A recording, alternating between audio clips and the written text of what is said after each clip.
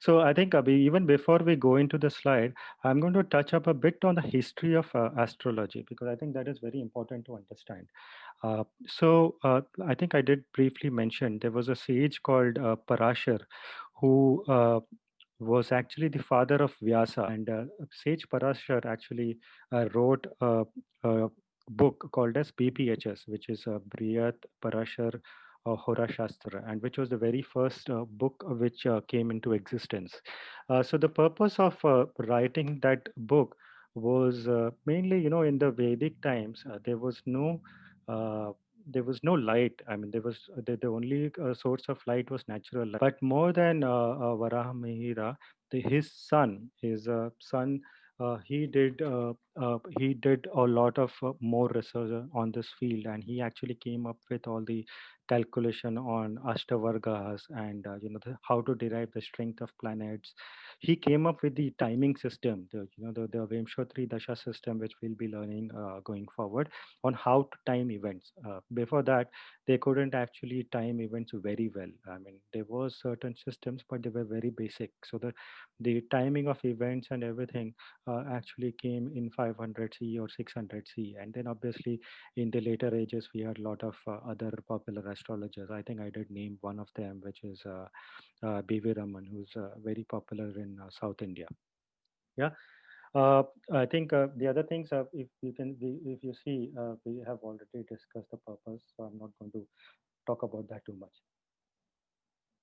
Okay, so why it should work? I think I already mentioned that it was used as a timing tool. Uh, Birth creation of everything is associated with time. What does that mean? So in Hinduism, we believe everything is associated with karma. I think if you happen to read my article on the Facebook forum, I think it was again to do with karma, right? Uh, so what the belief is that whenever a person is born, he does not have the ability to choose the family where he is born in, right?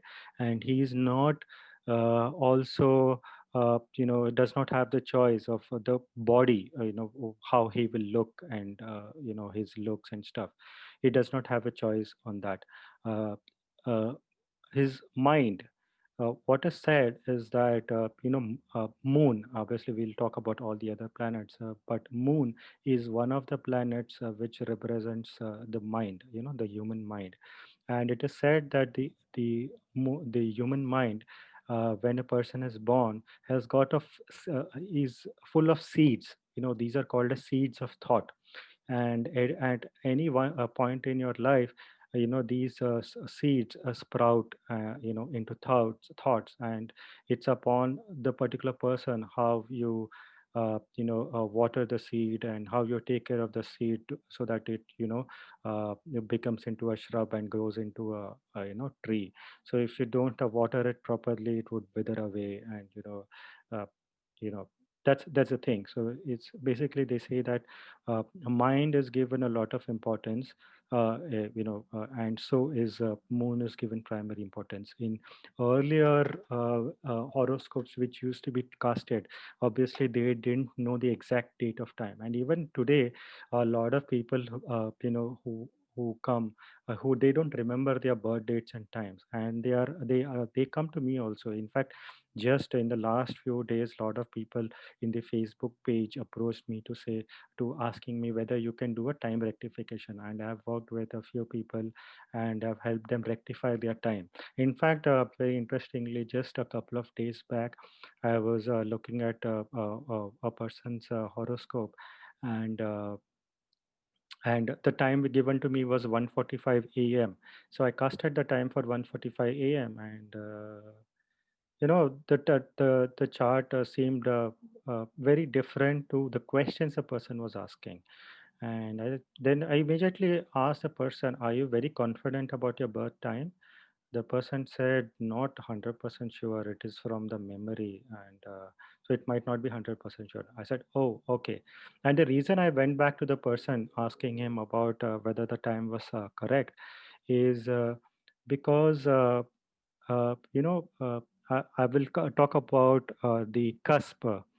Like the your ascendant can fall on the cusp. So for that particular person, the ascendant was actually falling on the cusp, and since it was on the cusp, I thought I should ask the time. And what happened? What transpired later is that I corrected the time by just 3 minutes, and it changed the ascendant from Aries to Pisces, and the picture was completely different. And I said.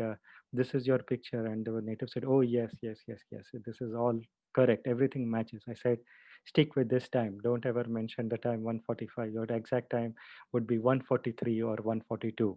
So but in previous days, if you didn't know your time, what we used to do is we used to take moon as the starting reference point, right?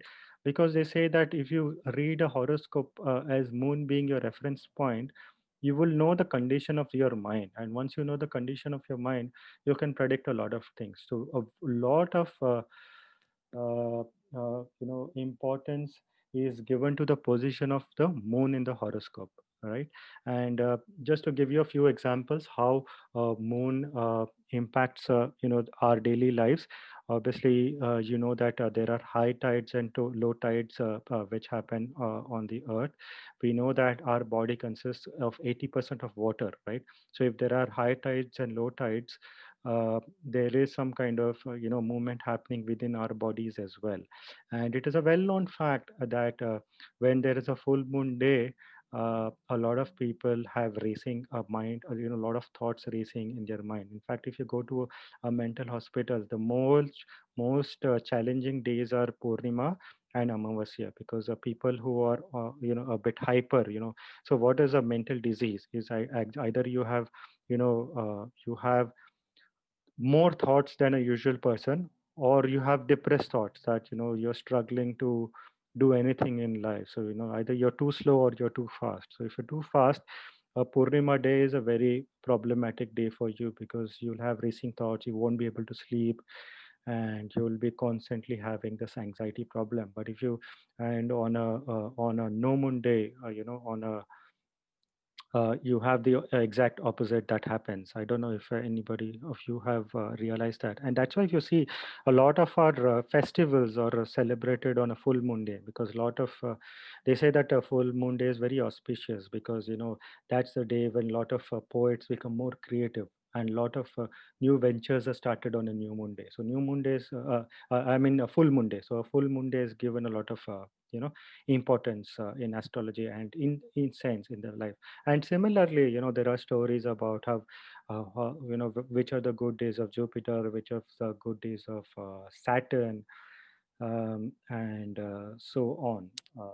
So let's go forward. I won't spend too much of time on this slide. So, okay, how can astrology help us? It can help in self development. It can be a life guide. It can definitely be a purpose, and we can obviously build our own circle of trust by helping our near and dear ones. So I'll just move forward. Okay, I will start off with some real basics now. Right. So, what is astrology, and what are the key things that we need to know, key objects we need to know. Okay. The first thing we need to know is planets. I think that won't come as a surprise to all of us. We know that there are 9 planets in Vedic astrology which are given importance. Obviously, there is Neptune, Pluto, and other planets, but we won't be looking at Neptune, Pluto. We would just be considering the 9 grahas.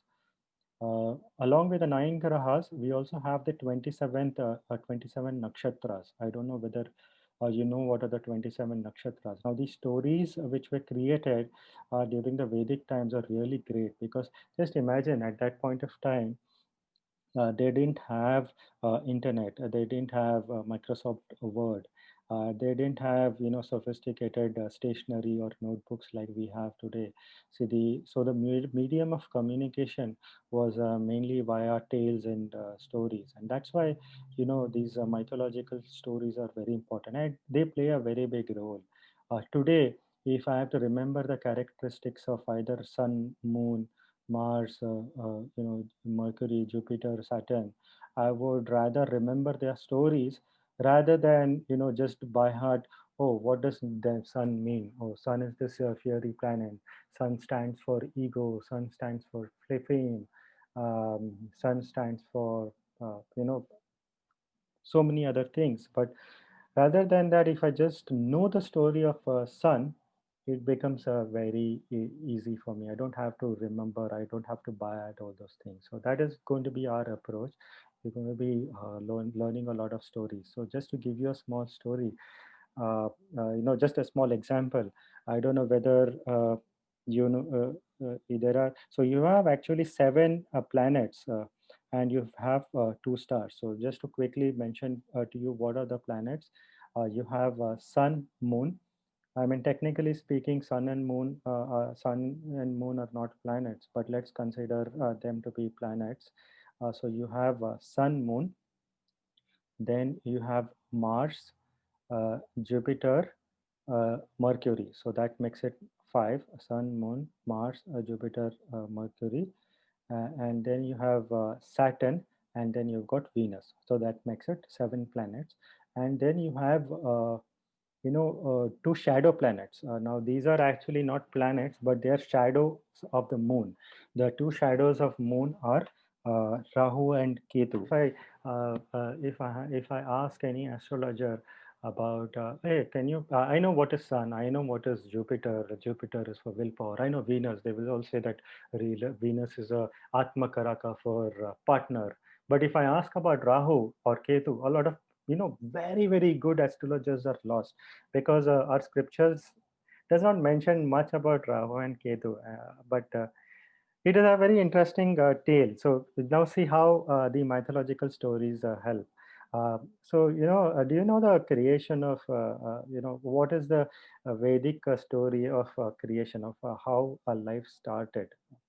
So the story of creation was that it goes back to the Samudra Manthan. As have you heard the story of Samudra Manthan?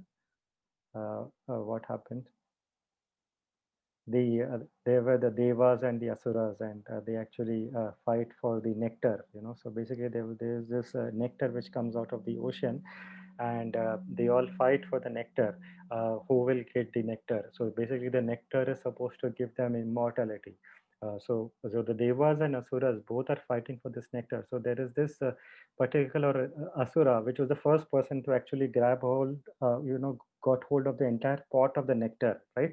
And he was about to consume the nectar, so that the asuras become the most powerful. At that point of time, the gods devise a particular plan and saying that, okay, we've got to do something, because if the asura has this nectar, then it will be a wild wild world. We have to do something. So they come and the devas come and chop off the head of that particular asura, right? So when the head is being chopped off, the head portion is actually Rahu, and the tail portion is actually Ketu. So if you actually see the photo of Ketu, Ketu is headless. It does not have a head. It can't even see. So when we talk about aspects in astrology, we will move forward and we'll talk about aspects like, a planet can actually aspect the seventh house. You will realize, there is no point, there is no point studying aspects for Ketu. But these days, astrologers are blind. They say, oh, all planets aspect the seventh house. But they can't, because the Ketu uh, is not supposed to have an head, right? So it's a headless thing, whereas Rahu has got an head. So now you will ask me, what is Rahu and Ketu? What does it stands for? Okay, very easy. I will tell you what it stands for. So if you just relate yourself to the story, what would be the situation of Rahu and Ketu once their heads have been chopped off? What do you think would be, what would be the head be thinking? Obviously, the head would be in full of anger, right? Oh my God, I've been deprived of this nectar. What have you done? But what is that act of that Asura trying to grab hold of that pot of nectar and trying to take it? It's greed, right? Like it wants to become the all powerful. So it represents materialism. It represents that you want to get everything in life. So the way Rahu is perceived, that Rahu is is an entity of materialism. So everything which represents to materialism in this world, this craze that, oh, I want to go and buy the latest iPhone gadget, I want to go and buy the latest Mac. It is somewhere related to the tendency of Rahu. They say that this aspect of materialism is actually the energy of Rahu, which is there. It is the Rahu manifesting within you, right? So that is how you have to start looking at astrology. That there will come a point that you don't really need charts. You will suddenly start to realize, these charts are good. You will say these charts are actually, it works as a presentation. Like I have a presentation in front of me now, which is giving me cues on what to talk about, right? The chart will start becoming a presentation for you. It won't become a source of thing. You look at the chart and you'll say, Rahu is manifesting in this person at this point of time, or Saturn is manifesting in this person at this point of time, right? But what does Saturn mean? So when Saturn is manifesting in that particular person, how is that person going to react when Saturn is going to manifest in that particular person, right? What is the karma of Saturn, right? And will Saturn actually punish this person, or will Saturn bless this person, right? So that is a friend's analogy. I have a very good analogy out there to explain this concept of astrology. It's called as the friend's analogy. You won't find it in internet, you won't find it in any book, but that is the best way I can explain the concept of astrology. So just imagine that we are four of us here, right? Let's consider we have Aditya to be the sun, right? Aditya is the sun god, right? So we have Aditya who is the sun, and he's got nature. His nature is like sun. Aditya, he's like has a very princely, a very king kind of a nature. Spreading light, larger than life. He likes to be famous. He's an outgoing personality. He's not introverted at all. He's extroverted. That is the nature of Aditya. Let's come to Nikunj. Let's say that Nikunj is actually Jupiter, right? So I'm just saying Nikunj is equal to Jupiter. Let's consider Nikunj is Jupiter for now, right? And Nikunj, what does Jupiter stand for? Jupiter stands for wisdom, right? It stands for dharma. Now, every planet stands for something. There is this concept of dharma, artha, kama, moksha. I will come to what is that. But let's, for now, let's say that Nikunj stands for righteousness. Nikunj stands for dharma, wisdom, knowledge, everything which is right. So that is Nikunj. Let's say that Rajni madam, she stands for moon, right? So what does moon stand for? Let's say the nature of moon is very motherly. She is always like a mother, giving to people. She's got emotions in her. That is moon. Uh, that is moon for you, right? Now let's say that we three, that is sun, Nikunj, and let's say that I am actually Rahu, right? I am this Asura character. I am this Rahu, and these three characters actually go to Rajni ma'am's house, who's actually Moon. We three will perceive it very differently. Like my experience will be very different from the experience which Aditya has, and the experience which Nikunj will have, right? Nikunj will look at the point of righteousness of what is happening in Rajni ma'am's house, whereas Rajni ma'am will be Moon. She'll be very giving, and she will give, she will make sure that we are all comfortable in the house. But and you will see the emotions flowing in her house, right?